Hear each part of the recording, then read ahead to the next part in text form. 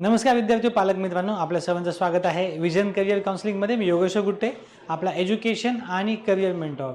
तर medical admission process आता लवकरच चालू होणार आहे। नीटचा निकाल लागलेला आहे। ह्या admission process step by step नेमकी कशी असणार आहे याची डिटेल माहिती आपण या व्हिडिओमध्ये बघणार आहोत। मेडिकल ॲडमिशनचे जे सगळे फ्लो जे आहेत एक स्टेप बाय स्टेप आपण डिटेलमध्ये या व्हिडिओमध्ये बघणार आहोत।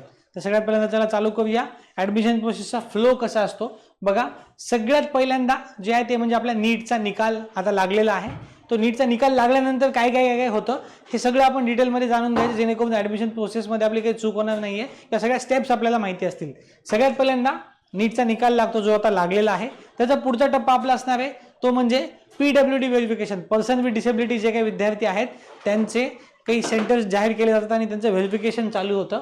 त्यानंतर आपलं जे ऑल इंडिया कोटा आणि स्टेट कोटा म्हणजे केंद्र शासन आणि राज्य शासनाचं वेळापत्रक येतं आणि त्यामध्ये ऑल इंडिया कोटा राऊंड 1 आणि स्टेट काउन्सिलिंगची नोंदणी चालू करण्यात येते। इथे तुम्ही बघू शकता या प्रकारे थर्ड स्टेप आहे।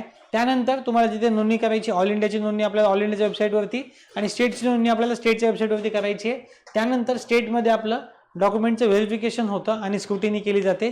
त्यामध्ये डॉक्युमेंटमध्ये काही चुका सापडल्या तर त्या डॉक्युमेंटच्या क्वेरी तशा टाकल्या जातात आणि आपण त्या चुका दुरुस्त करू शकतो।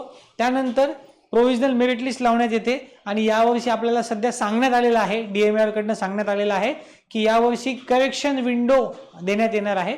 तेव्हा आपल्या फॉर्ममध्ये काही चूक झाली असेल, आपण आशा करूया की यामध्ये करेक्शन विंडो येईल। ॲक्च्युली आतापर्यंत मेडिकल ॲडमिशन प्रोसेसमध्ये करेक्शन विंडो कधीच आलेली नव्हती, पण यावर्षी आपल्याला आश्वस्त केलेलं आहे आपल्या DMARच्या डायरेक्टर मॅडमनी की तशी विंडो येणार आहे। तेव्हा प्रोव्हिजनल मेरिट लिस्ट येणार, त्यामध्ये काही ग्रीव्हन्स असतील तर आपण ते करेक्शन करू शकतो, सॉल्व्ह करू शकतो आणि त्यानंतर आपली फायनल मेरिट लिस्ट येते। फायनल मेरिट लिस्ट आल्यानंतर काय येतं, मेरिट लिस्टमध्ये तुमचा रँक येतो। तर बघा, प्रोव्हिजनल मेरिट लिस्ट आणि फायनल मेरिट लिस्ट हा म्हणजे SML state merit list number तुमचा जाहीर करण्यात येतो आणि हा नंबर तुमचा ॲडमिशन प्रोसेसमध्ये अत्यंत महत्त्वाचा असतो। या रँकवरनं तुम्हाला महाराष्ट्रात कुठलं कॉलेज मिळणार आहे, कॉलेजमध्ये एक्झॅक्ट कुठलं कॉलेज मिळणार हे प्रिसाइजली तुम्हाला कळतं। आता आपल्याकडे ऑल इंडिया रँकवरनं कट ऑफचा अंदाज आहे, पण SML वरनं तुम्हाला अचूकरित्या कळतं कुठलं कॉलेज मिळणार आहे ते तुम्ही इथे बघू शकता। सोबतच सीट मॅट्रिक्स तुमचं फायनल मेरिट लिस्ट नंतर ऑप्शन फॉर्म भरायच्या एक दिवस आधी आपल्याकडे सीट मॅट्रिक्स म्हणजे यावर्षी किती कॉलेजेस आहेत MBBS BDS BMS यांचं सीट मॅट्रिक्स जाहीर करण्यात येतं। ऑल इंडिया कोटा आणि स्टेट कोटासाठी सेम प्रोसेस असते, पॅरलली ह्या दोन्ही प्रोसेस अशाच प्रकारे चालतात आणि त्यानंतर MBBS आणि BDS फक्त या दोन कोर्सेससाठीचे ऑप्शन चालू करण्यात येतात। यामध्ये आपण ऑल इंडिया कोटामध्ये आणि स्टेट कोटामध्ये तुम्ही राऊंड 1चे ऑप्शन तुम्ही भरू शकता। त्यानंतरचा पुढचा टप्पा काय बघा, त्यानंतर पहिल्या राऊंड जेव्हा तुम्ही MBBS BDS ऑप्शन भरता त्यानंतर MBBS BDS ची पहिली यादी लागते आणि यादी लागल्यानंतर आपल्याला लागलेल्या कॉलेजमध्ये ॲक्च्युली रिपोर्टिंग करायला जावं लागतं, म्हणजे ॲक्च्युली डॉक्युमेंट्स घेऊन तुम्हाला ॲडमिशन करायला जावं लागतं। पुढे काय आहे, ॲडमिशन नंबर लागल्यानंतर एकतर तुम्ही फ्री एक्झिट घेऊ शकता किंवा तुम्ही त्या कॉलेजमध्ये स्टेटस रिटेन्शन फॉर्म भरू शकता आणि तुम्ही पुढच्या राऊंडमध्ये जाऊ शकता। बघा, फ्री एक्झिट म्हणजे काय, पहिल्या राऊंड नंतर आपल्याला जर समजा लागलेल्या कॉलेजमध्ये जायचंच नाही आहे तर इथे रिपोर्टिंग न करता आपण घरी बसू शकतो आणि आपल्या पहिल्या राऊंडमधलं सीट कॅन्सल होतं आणि आपण दुसऱ्या राऊंडमध्ये जाऊ शकतो, त्याला फ्री एक्झिट म्हणतात। जर तुम्हाला त्याच कॉलेजमध्ये सीट घ्यायचे, पुढच्या राऊंडमध्ये बघायचं नाहीये तर त्याला स्टेटस रिटेन्शन भरून द्यावं लागतं। स्टेटस रिटेन्शन भरून देणं म्हणजे तो राऊंडमधले मिळालेलं चॉईस टेक्निकली फ्रीज करणं आणि पुढच्या राऊंडमध्ये न जाणं, तो ऑप्शन आहे आणि त्यानंतर continue for next round. Status retention form न भरून देणे म्हणजे तुम्ही पुढच्या राऊंडला पात्र आहात किंवा तुम्हाला पुढच्या राऊंडला जायचा विलिंगनेस तुमचा आहे असं समजण्यात येतं। त्यानंतर राऊंड 2 ची सीट मॅट्रिक्स जाहीर करण्यात येते। आता मी थोडंसं झूम आउट करतो। त्यानंतर राऊंड 2 ची सीट मॅट्रिक्स जाहीर करण्यात येते आणि मग तुम्ही MBBS BDS राऊंड 2 साठी ऑल इंडिया कोटा असेल स्टेट कोटा असेल त्याचे तुम्ही ऑप्शन बघू शकता। त्यानंतर राऊंड 2 ची अलॉटमेंट होते। बघा, ह्या अलॉटमेंट ऑल इंडिया कोटाच्या आधी आणि स्टेट कोटाच्या नंतर या प्रकारे होतात। तर राऊंड 2 ची अलॉटमेंट होते MBBS BDS ची आणि त्यानंतर तुम्ही रिस्पेक्टिव्ह कॉलेजला ॲक्च्युली रिपोर्ट करू शकता। आता इथे बघा, इथे तुम्हाला फ्री एक्झिट नाही आहे। राऊंड 2 नंतर तुम्हाला जो एक्झिट आहे तो फ्री नाही आहे, तुम्हाला पेड एक्झिट घ्यावा लागतो। म्हणजे तुम्ही आतापर्यंत भरलेलं नोंदणी शुल्क ऑल इंडिया कोटाच असेल किंवा स्टेट कोटाच असेल ते वाया जातं आणि तुम्हाला नवीन रजिस्ट्रेशन करून थर्ड राऊंडमध्ये भाग घेता येतो किंवा तुम्ही राऊंड 2 मध्ये लागलेल्या सीटला स्टेटस रिटेन्शन भरून देऊ शकता। इथे राऊंड 2 मध्ये लागलेल्या ह्याला तुम्ही स्टेटस रिटेन्शन राऊंड 2 मध्ये मिळालेल्या कॉलेजला तुम्ही स्टेटस रिटेन्शन भरून देऊ शकता किंवा ते न देता तुम्ही थर्ड राऊंडला पण जाऊ शकता। आता थर्ड राऊंड काय असतो बघा, थर्ड राऊंडमध्ये MBBS BDS नंतर आता पुढच्या प्रोसेस ॲड केल्या जातात।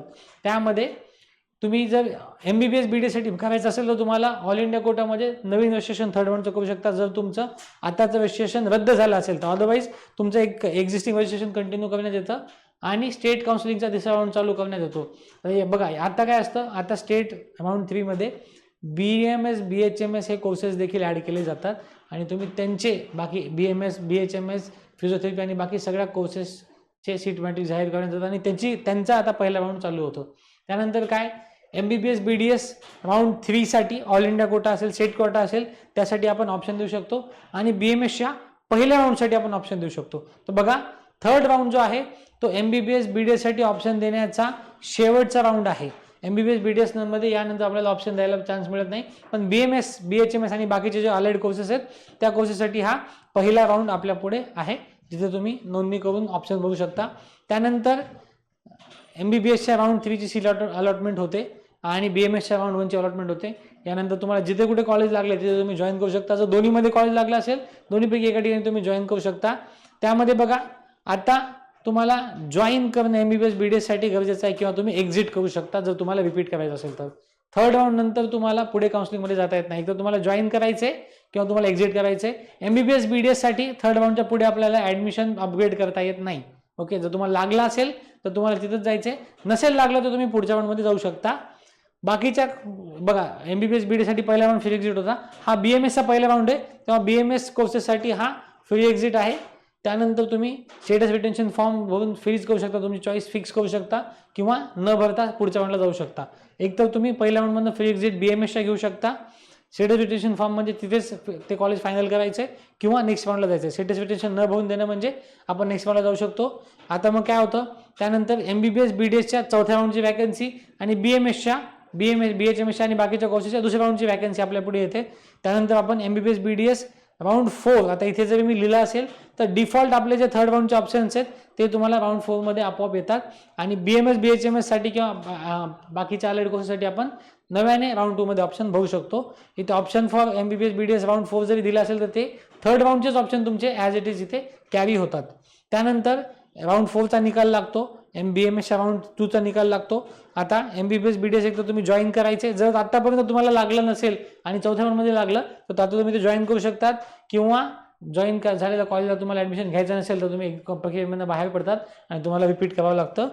बाकी जे काही मुलांनी BMS आणि बाकीच्या कोर्सेससाठी नोंदणी केलेली आहे, इथं जो मी तुम्हाला सांगितलं राऊंड 2 नंतर पेड एक्झिट, तर इथे तुम्हाला paid exit for allied courses म्हणजे BMS BHMS आणि बाकी कोर्सेसमधनं आपण पेड एक्झिट देऊ शकतो. पेड एक्झिट म्हणजे आपण जे नोंदणी शुल्क पे केलेली आहे स्टेट कोटामध्ये किंवा ऑल इंडिया कोटामध्ये जी काही फीस आपण पे केलेली आहे ती फीस आपली जप्त होते आणि आपण थर्ड राऊंडमध्ये नव्याने फॉर्म भरू शकतो किंवा आपण लागलेल्या कॉलेजमध्ये स्टेटस रिटेन्शन भरून तिथेच ॲडमिशन घेऊ शकतो किंवा आपण स्टेटस रिटेन्शन न देता पुढच्या राऊंडमध्ये अजून थर्ड राऊंडमध्ये ऑप्शन भरू शकतो. अशी सेम प्रोसेस जशी MBBS BDSची झाली तशी BMSची पुढच्या राऊंडसाठी कंडक्ट करण्यात येते, तशीच तुमची पॅरामेडिकल कोर्सेस BPTS कोर्सेससाठी पण कंडक्ट करण्यात येते.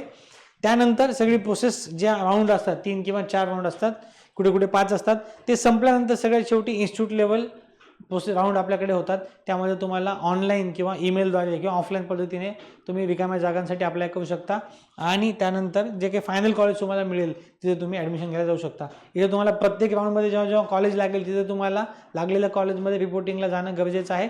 जर एकाच वेळेला 2 वेगळ्या प्रक्रियेमध्ये कॉलेज लागले असेल तर त्यापैकी एका ठिकाणी तुम्हाला जाणं मॅन्डेटरी आहे आणि ते जरी तुम्ही केलं असेल तर मग तुम्हाला स्पॉट राऊंड ते जर तुम्ही केलं असेल तर तुम्हाला इन्स्टिट्यूट लेवल राऊंडला जाता येत नाही.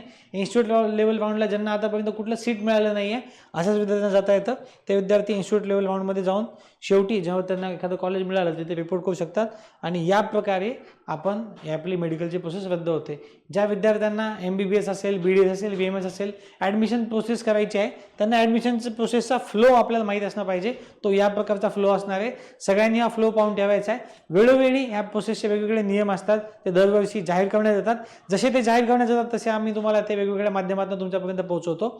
तेव्हा सगळ्यांनी हा व्हिडिओ पाहायचा आहे. जर आपण मेडिकल फील्डमध्ये ॲडमिशन घेऊ इच्छित असाल तर हा व्हिडिओ जास्तीत जास्त विद्यार्थ्यांनी पालकांपर्यंत शेअर करायचा आहे, जेणेकरून मेडिकल ॲडमिशनमध्ये कुठलीही अपडेट आपल्याकडनं मिस होणार नाही.